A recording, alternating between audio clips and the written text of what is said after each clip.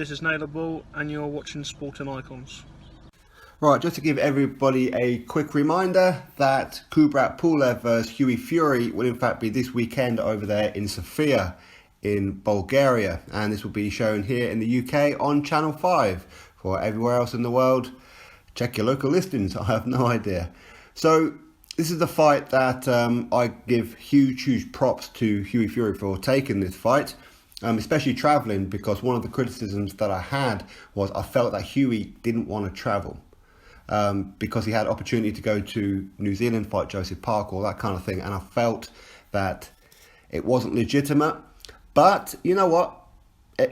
I'm still a fan. He's a British guy and I wish him all the best, and I believe in Hughie Fury. I do. I know I'm part of a minority here online, of course, but I do believe in him in the sense that he's got the skills to go over to Bulgaria and do a job on KUBRAT PULEV. Now, KUBRAT PULEV has been consistently ranked top 5 throughout all sanctioning bodies for many years. He's not currently ranked now due to inactivity. In fact, he hasn't had a fight in quite some time for one reason or another. Of course, he was supposed to be the mandatory to take on Anthony Joshua, and he didn't seem too keen on taking that fight. To be perfectly honest, he didn't really want it. He kept making excuses about how his team at the time was Team Sauerland, which I believe he's now left. Wasn't communicating to him about when the date was, when it was going to be, all that kind of thing, even though everybody else knew when it was supposed to be. So anyway, he reluctantly signed a contract to fight Anthony Joshua, and I thought that the fight was going to be on, but as it got closer, he pulled out due to a bicep tear or something like that. I forgot what it was, or a shoulder injury, and ended up getting replaced by Carlos Takam. So from that moment, a lot of people looked at him like, are you sure that you really want to be stepping up and get given an opportunity? Because obviously his one and only loss was against Vladimir Klitschko. And it was a fight that some people were actually picking Pulev to beat Klitschko back then as well. So it come to a surprise for some, not a surprise for others, of course. But either way, Pulev is a very dangerous opponent for anybody. It doesn't matter who it is. Even against Joshua, nobody would have been 100% confident that Joshua would have beaten him. I think most people would have picked him to beat, but wouldn't have put any kind of serious money on it. But Pulev has, it's been said plenty of times, a very good jab. Arguably one of the best jabs in the heavyweight division. But it's not just his jab. That's not all he's got. Okay, he has a 1-2 combination of a very good straight right hand that can be concussive. But a lot of people have stood up to that punch. So how much is his power? Well, it's debatable, isn't it? But of course, he hasn't really been in the ring with anybody quite like Hughie, where Hughie is a younger version, if you like, of Tyson Fury in the style, the way that he moves. And I know McKenzie said shades of Ali and all this kind of thing, which seems to be like a bit of a running joke.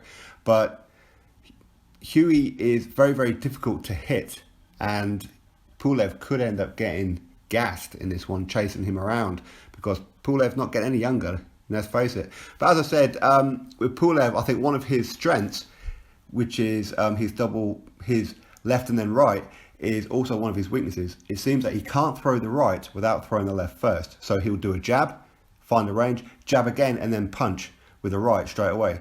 So it's almost like he can't throw the right punch, without throwing the left first. That is a weakness, but it's also one of his strong attributes as well. So where most people, they kind of like forget that's what he does, and they put their hands up to block the jab, which isn't going to do too much to you anyway, other than sting you a bit, and then they get caught with a right, whether it be a straight right, which is one of his big moves, or a right hook around the back of the gloves. So Pulev is dangerous, and he's got power, and of course he has home advantage, and this is one of the reasons why I give Hughie a hell of a lot of credit for taking this fight.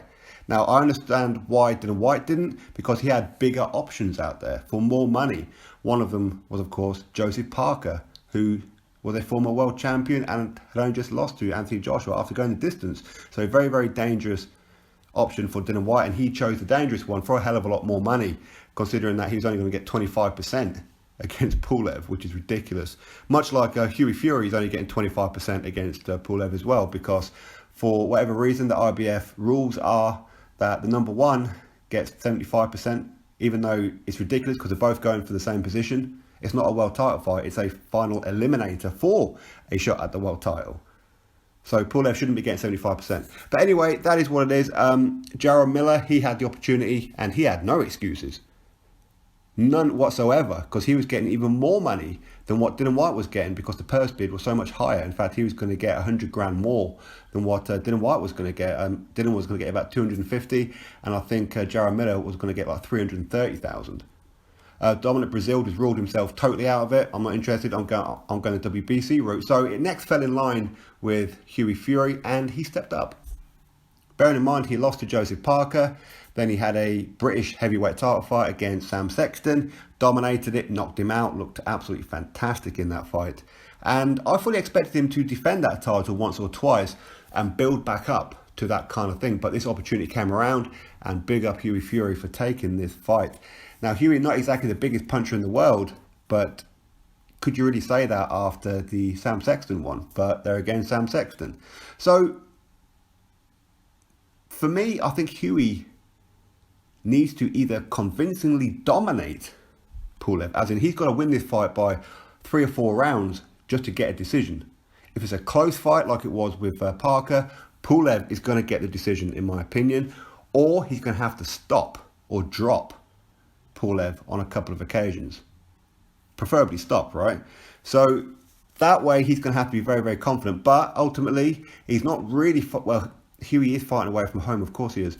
But they have family and a lot of friends, and they spend a lot of time in Bulgaria anyway. So it's not too unfamiliar for them. So it's not really he's going to be the away fighter, but it's still going to be a little daunting for him because he is going to be in a hostile crowd, because Pulev is an A-class celebrity in Bulgaria. And this is why I'm bringing attention to the scorecards, that Hughie needs to do to Pulev what Tyson done to Vladimir Klitschko. Make it clearly obvious who won the fight.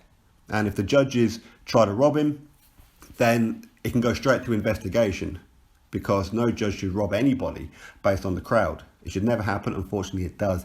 It's the world we live in. We don't rely on technology in boxing. We rely on human error. And where there's human error, there's human corruption. I'm not saying Bulgaria, I'm saying the world over. But with Pulev being the hometown hero, the home country, carrying the pride of Bulgaria on his shoulders, then Hughie's going to have to dominate him. And I've never seen Pulev dominated, ever. Truly, I've never ever seen Pulev dominated. So Hughie's going to have to do something that's never been done before. But at the same time, will inactivity on KUBRAT Pulev's part play a part in this fight? Inactivity, ring rust, who knows what it could possibly be. He was in camp, of course, to face Joshua, but that was way back when. You see this, Joshua's had another fight since then against Joseph Parker. So Pulev hasn't done anything, which is a little bit worrying. That's not a good time. One of the biggest killers for boxers is inactivity, and that's the truth of it. So Hughie has the advantage in that one, in the fact that he has youth. So he's going to have the engine, and he's going to have the momentum as such, because he has had a fight with Joseph Parker. He went the distance, so he's got plenty of rounds, even though he was out of the ring for a long time. So had Hughie Fury had a couple of fights before he took on Parker, who knows, maybe it would have been a different result. And I've certainly has thrown a couple more punches per round in that fight. Who knows what the result would have been. But I think that because obviously he had that one, he's learnt from it. And it's as I've always said, sometimes a loss is good. It really is, because it helps you refocus and realise, you know what, things don't always go to plan. So he needs to be sharp in this one. And of course, against Sam Sexton, he dominated him and just showed that he's way, way, way above British level. So yeah, it'll be an interesting one, that is for sure. I think Pulev's going to be the favourite. I don't look at any kind of betting odds or anything like that. I never do. But I'm presuming that Pulev will be the favourite. And most people would say, and what I've seen online as well, is the fact that most people would say that this is going to go to the points, where neither one is going to get knocked out. It will go to points, and Pulev will win, or at least get the nod, even if he didn't potentially win it. So that's why I say that Hughie's going to have to dominate him, so it's clearly obvious who won the fight, or stop him. So anyway, big up to Hughie Fury for taking this fight. I'm proud of him for doing it, and hopefully he gets that opportunity and takes that opportunity is really what I mean, becomes IBF mandatory, and then his next fight could be against Anthony Joshua. Whether people want to see that, whether they don't, it's a fight that's going to have to happen. To beat Pulev, you're then forced into that situation where you are mandatory and Joshua has no choice but to face the winner of Pulev and Hughie Fury at some point, not necessarily next, but if Hughie was to win and Dylan is going to be preoccupied and Wilder don't want the fight, which is probably more likely, and things like that, Hughie Fury is an option. It's a domestic fight, of course, as well, and being the younger cousin of Tyson Fury, I'm sure Joshua wouldn't mind getting a bit of practice on Hughie Fury. That's pretty much what he'll see it as anyway, or maybe anyway. But who knows? First things first, he's got to get past Kubrat Pulev. No easy feat. Pulev is tough. Very, very good, very skilled, very accurate with his punches. But can he keep up with Hughie? Who knows? But good luck to Hughie. I'm picking him to win. Whether or not he'll get the decision is another matter. But I'm kind of predicting that I'm going to make a video saying either he won or he should have won. That's what I think is going to happen after. Anyway, this will be shown on Channel 5 here in the UK on Saturday. I think it's going to be a bit of an early one as well. I think they're actually going to be doing the ring walk around 9 p.m. So, yeah, to get that news out there for you all, just to remind you that Hughie Fury vs Kubrat Pulev for the final eliminator for Anthony Joshua's IBF World Heavyweight title. Drop your thoughts below, click that thumbs up, and of course subscribe. Catch you all on the next video.